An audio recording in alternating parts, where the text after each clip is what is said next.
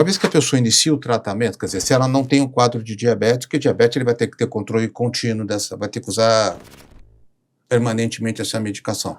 A pessoa reduz lá seus 10 e 15 quilos, ela para a medicação. Boa pergunta. Então, essas medicações elas trouxeram um novo paradigma, né? Porque antigamente a gente não falava de remissão do diabetes. Né? Então, a gente tem o pré-diabetes, que é quando o açúcar de jejum é de 100 a 126, e acima de 126 confirmado você tem diabetes. Então, com essas medicações, como você tem uma perda de peso importante, né? Eu tenho pessoas que já perderam 50 quilos, você reverte a doença. Você reverte a doença. Isso é importante saber. Você chega a ter uma reversão da doença temporária, né?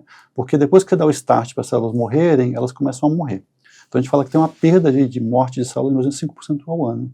Então eu tenho gente que emagreceu muito e reverteu o diabetes.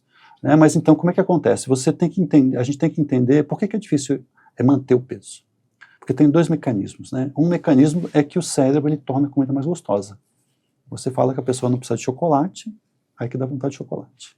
E o segundo é que ele diminui o gasto calórico basal, né? Que o nosso gasto ele é produzir calor. Então, você tem um estudo grande americano que mostrou que acompanhou pessoas que perderam mais de 15 quilos em mais de 5 anos, e essas pessoas elas começavam um dia como se tivessem consumido 500 calorias. Porque o corpo está economizando. Então a gente tem um defeito metabólico. Então eu sempre falo assim, a medicação ela não vai corrigir o defeito metabólico nosso. Né, porque há milênios atrás era interessante você poupar caloria. Hoje em dia não é. Né? Então, a medicação é de uso contínuo. Com certeza, os estudos mostram, a gente vê na prática, a pessoa não chega na medicação na dose cheia, né? E elas acabam parando por uma série de questões.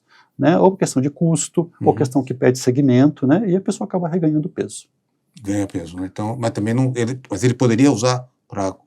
Essas medicações são de uso contínuo, né? Uso crônico, né? A gente tem, como eu falei, mais de 120 moléculas vindo, né? Elas mudaram o paradigma, né? Então, assim, eu tenho pessoas que eu acabei tirando insulina, né? Que a insulina, ela leva uma série de restrições, né? Que acaba, quando a pessoa não produz mais, ela precisa de insulina fora do corpo. Então, você acaba mudando a percepção, né, da doença, você acaba não limitando a pessoa, que antigamente a gente teria que fazer isso com as pessoas, né? Com a doença.